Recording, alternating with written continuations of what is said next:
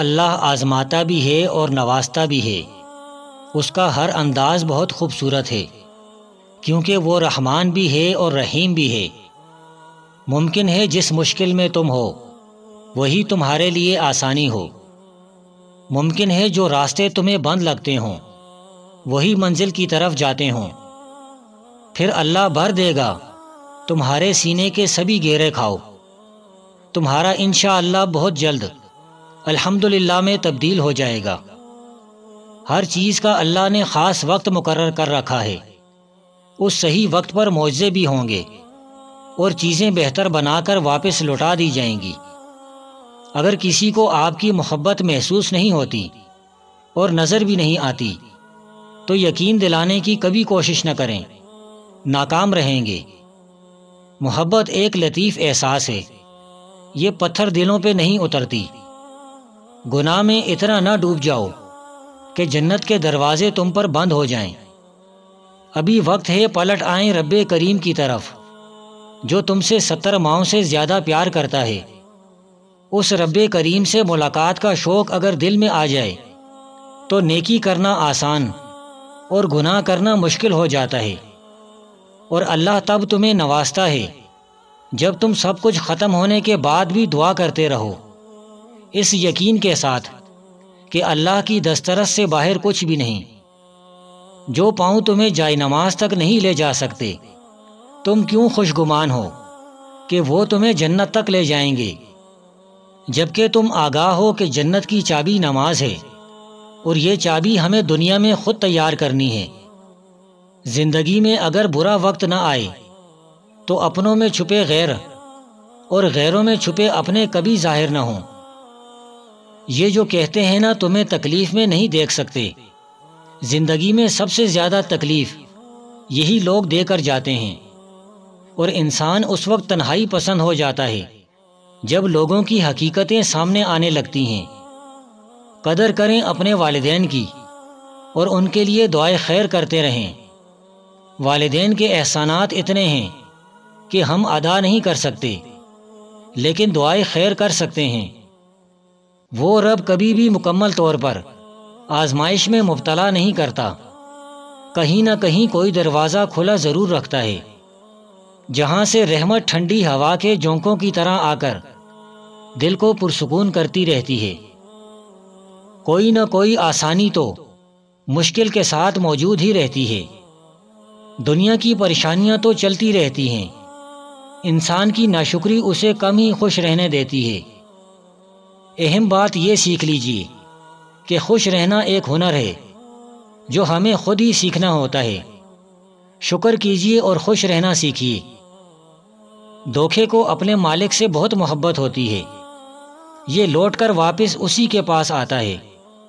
اس لیے جو دھوکہ دے رہا ہے وہ خوش نہ ہو، کیونکہ اس کو لوٹ کر آپ کے پاس ہی آنا ہے۔ ہماری غلطیاں ہمارے سامنے ہمارا رب نہیں لاتا، وہ تو غفور الرحیم ہے، وہ تو معاف کرنے والا ہے، وہ تو گناہوں کو ثواب میں بدل ڈالتا ہے۔ یہ سب کچھ ہمارے ساتھ ہم جیسے انسان کرتے ہیں۔ انسان بڑا ہی سخت جان ہے، جس بات کا تصور بھی برداشت نہیں کر سکتا۔ جب وہ حقیقت بن کر ٹوٹ پڑتی ہے تو چپ چاپ برداشت کر لیتا ہے۔ تقدیر مزاج پیدا کرتی ہے، یہ مزاج خواہش پیدا کرتا ہے، اور خواہش عمل پیدا کرتی ہے۔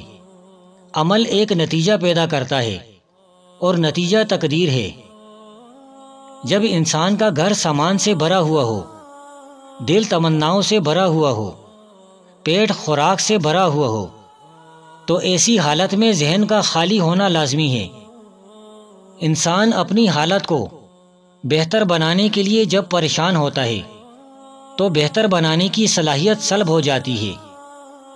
اگر سماج کا اپنا کوئی اخلاقی معیار نہ ہو تو کامیابی ایک خطرہ ہے۔ جھوٹوں میں شہرت حاصل کرنا بدنام ہونے کے مترادف ہے۔ اگر ماحول گندا ہو تو کامیابی کی تمنا انسان کے لیے خطرہ ہے۔ انسان کا رد عمل کسی بھی صورتحال کو بدلنے کی طاقت رکھتا ہے۔ اب یہ اس شخص پر منحصر ہے کہ وہ جذبات سے کام لیتا ہے یا عقل سے۔ خود کو بڑا ثابت کرنے کے لیے دوسروں کو چھوٹا ثابت نہ کریں۔ کبھی تم دوسروں کے لیے دل سے دعا مانگ کر تو دیکھو، تمہیں اپنے لیے مانگنے کی ضرورت نہیں پڑے گی۔ انسان جو چاہے وہ کرنے سے قاصر ہے، جبکہ اللہ جو چاہے وہ کرنے پر قادر ہے۔ پھر بھی ہم قادر کو چھوڑ کر قاصر سے امید لگائے بیٹھے رہتے ہیں۔ کوئی بھی انسان پوری دنیا کے لیے نہیں جیتا، بلکہ کچھ خاص لوگوں کے لیے جیتا ہے جو اس کی ساری دنیا ہوتے ہیں۔ زندگی کبھی بھی آسان نہیں ہوتی، اسے ہمیشہ آسان بنانا پڑتا ہے، کچھ کو نظر انداز کر کے، کچھ کو برداشت کر کے۔ ایک سمجھدار شخص دوسرے ناسمجھ کو جانتا ہے، کیونکہ ایک زمانے میں وہ بھی ناسمجھ تھا، لیکن ایک ناسمجھ دوسرے سمجھدار کو نہیں جانتا، کیونکہ وہ کبھی بھی سمجھدار نہیں رہا۔ سب سے زیادہ تکلیف دہ لمحات وہ ہوتے ہیں جب آپ اپنی سب سے قیمتی چیز کو بچانے میں خود کو بے بس محسوس کرتے ہیں۔ خوشی ایسی واحد خوبصورت چیز ہے جو ہمارے پاس نہ ہوتے ہوئے بھی ہم دوسروں کو دے سکتے ہیں۔ یہ 7 کام زندگی بھر مت کرنا۔ نمبر 1، ان کے لیے پریشان نہ ہوں جو آپ کے لیے پریشان نہیں ہوتے۔ نمبر 2، پریشانی کو اپنے اوپر سوار نہ ہونے دیں۔ نمبر 3، جو لوگ آپ کو برا سمجھتے ہیں ان کی عادت بنا لیں۔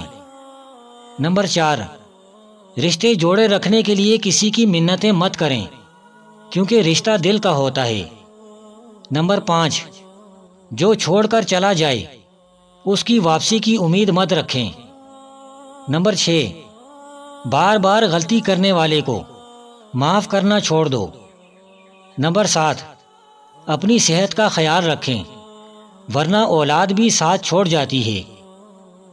آپ کے اخلاق کی قدر بھی لوگ اس وقت کریں گے جب آپ کے پاس دولت اور طاقت ہو۔ غریب کتنا ہی خوش اخلاق ہو، لوگ اس کے اخلاق کو اس کی مجبوری سمجھتے ہیں۔ دل سے اترا ہوا شخص کبھی بھی اپنا کھویا ہوا مقام دوبارہ حاصل نہیں کر سکتا۔ اگر روحانیت کی راہ پر چلنا ہے تو دل سے کینہ، حسد، بغض، نفرت، تکبر اور انا کو نکالنا پڑے گا۔ اگر اللہ کی دوستی حاصل کرنی ہے تو اس کے بندوں پر مہربان ہونا پڑے گا، کیونکہ عبادت کرنے سے پارسائی ملتی ہے اور نیکی کرنے سے رب ملتا ہے۔ انسان بھی عجیب ہے، جب دل بھر جاتا ہے تو وہ سب باتیں جمع کرنا شروع کر دیتا ہے جن کو بنیاد بنا کر راہ فرار اختیار کر سکے اور خود کو تسلیاں دے سکے۔